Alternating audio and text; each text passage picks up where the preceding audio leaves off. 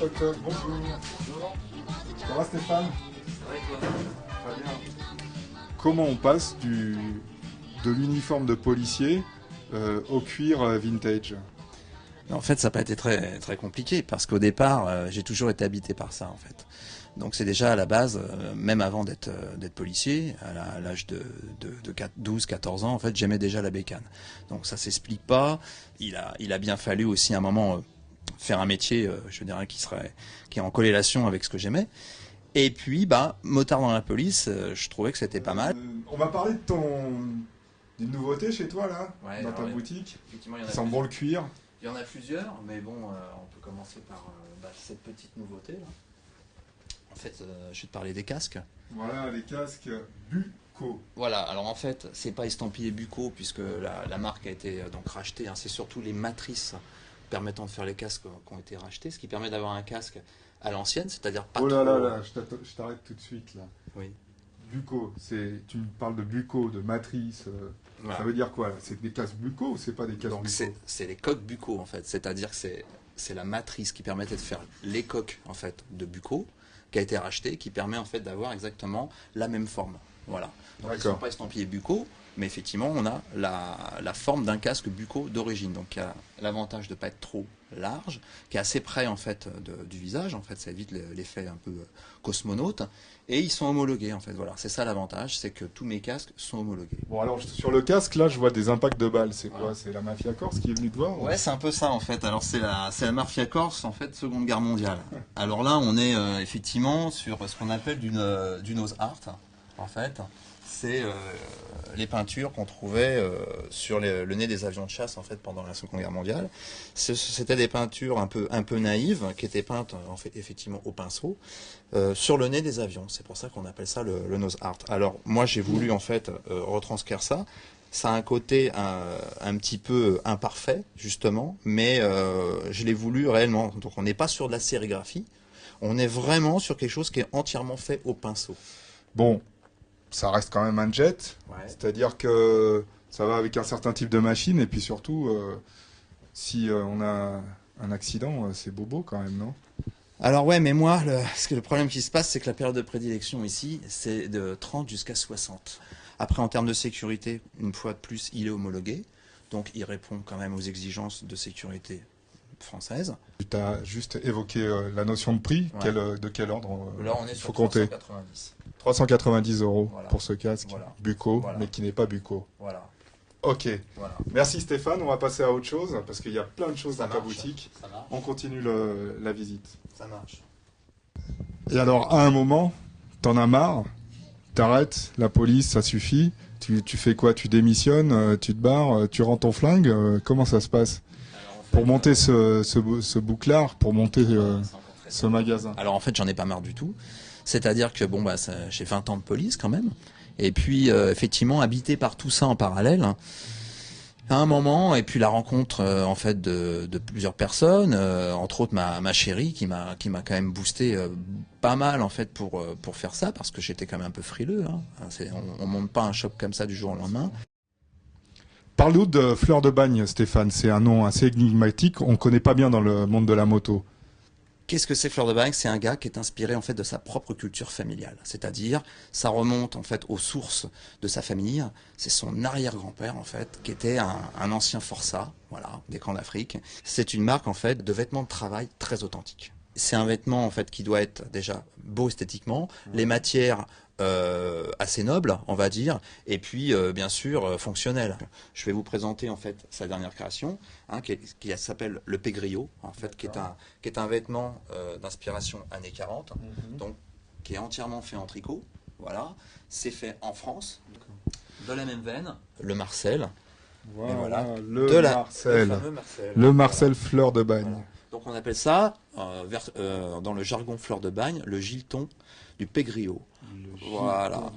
Ça sent bon l'authenticité. Voilà. Et puis toujours la petite phrase qui va bien. Hein. Par exemple, voilà, né sous une mauvaise étoile, par exemple. Voilà. Ça, c'est inspiration tatouage, quoi. Exactement. qui va en fait Des tatouages de bagnards, quoi. voilà, de bagnards ou de marins, d'anciens marins, des têtes brûlées, voilà, des choses comme ça. En vêtements extérieurs, puisqu'on en a parlé un petit peu au début, ça va être la veste Saint-Jean de Maroni. Voilà. Donc il a commencé sa collection maintenant il y a un peu plus d'1 an avec cette veste authentique, qui est une vraie veste en fait de Forçat, mais retravaillée. Combien la veste, clairement? La veste, elle sort à 159 €. D'accord. Voilà. Les tricots? 99 pour les manches longues, les débardeurs, ce qu'on appelle les Marcel, 49. Voilà, on est sur des prix, bon, c'est vrai, qui sont quand même des prix, je dirais, corrects pour la fabrication artisanale, ce que ça représente. C'est du haut de gamme, mais c'est artisanal, Voilà. c'est fabriqué en France. Faut savoir ce qu'on veut aussi. C'est quoi. ça, c'est exactement ça, et la qualité n'est pas bon marché, effectivement.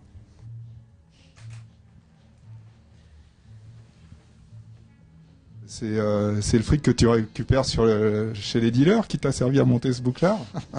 Ah non, en fait, c'est surtout que je me suis autofinancé. J'avais un peu d'argent de côté.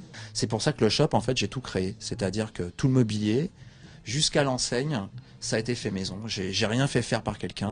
Bon, ben maintenant, donc, on s'attaque au cuir. Le cuir du motard, c'est quand même un des éléments les plus importants. Vas-y. Voilà.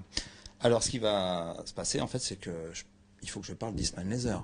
Alors, Eastman Leather, à la base, c'est quand même le cuir d'aviation. Mais je peux pas te parler de ça là, comme ça. Il faut une petite ambiance. Alors, Nicolas, ce que je te propose... Oula, attends, je m'attends au pire, là. On va mettre une petite musique d'ambiance. Ah, d'accord. Si voilà, c'est de la musique, ça va. Chez T-Bird, hein, ça se passe comme ça. Donc, If you ever walk down to the top to make you feel so very glad, Calypso sing and make up rhyme, guarantee you one real good fine time. Bien, alors donc, un cuir Eastman Leather. c'est ça. Le cuir des hommes.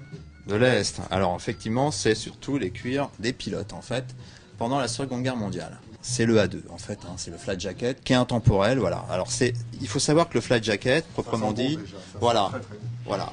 Alors, Eastman Leather, pourquoi? Parce que c'est un monsieur qui a 25-30 ans, en fait, de métier, situé en Angleterre, qui fait de la reproduction haut de gamme. Et chaque blouson est refait de manière authentique par rapport à la pièce maîtresse. La particularité d'Eastman Leather, c'est la sélection des cuirs. En fait, on est essentiellement sur certaines pièces sur du cheval.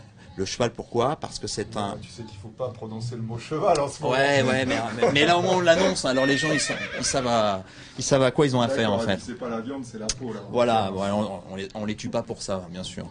Alors, le cheval, pourquoi? Parce que c'est le meilleur cuir qui existe, en fait.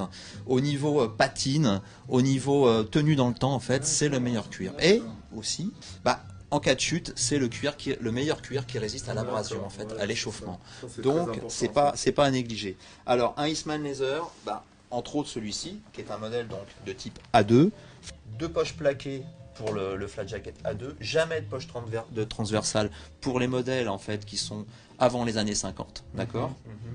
Et puis toujours la même finition au niveau des doublures, le petit crochet ici qui permettait de verrouiller le col, les pressions. Pourquoi? Parce que ça évite en fait quand il y a le vent que le col en fait fasse du bruit et puis ça soit, je dirais, désagréable. Et puis il y a un petit truc qui tue, que ça il n'y a pas grand monde qui connaissent. C'est en fait ce petit crochet servait aussi à accrocher un sifflet.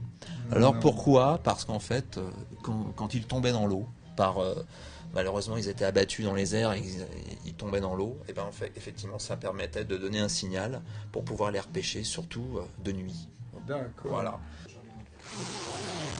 Bon, très beau blouson là, donc on imagine quand même que cette qualité a un prix. Ouais. Voilà, quel est son prix? Celui-ci, en fait, le Rofoer, donc A2 de Eastman, c'est 890 €. Voilà. Alors, c'est ni plus ni moins que le prix, en fait, vendu sur son site. Et en plus, vous pouvez venir toucher la matière et s'il y a votre taille, vous l'embarquez. Des objets qui m'appartiennent, beaucoup, qui ont du vécu. On trouve, faut avoir l'œil. Il y a des choses pas vraiment cachées, mais discrètes. On va retrouver des carters de triomphe qui étaient une triomphe de l'administration. Voilà, un vieux carter. Ça va être une calandre de Ford 31 qui a été transformée en miroir. Ça va être une lampe restaurée que j'ai trouvée dans un vieux garage lorsque j'allais m'entraîner. Pour des missions de police, ça va être plein de choses comme ça, donc c'est des objets qui ont du vécu, voilà, et tout est comme ça dans cette boutique.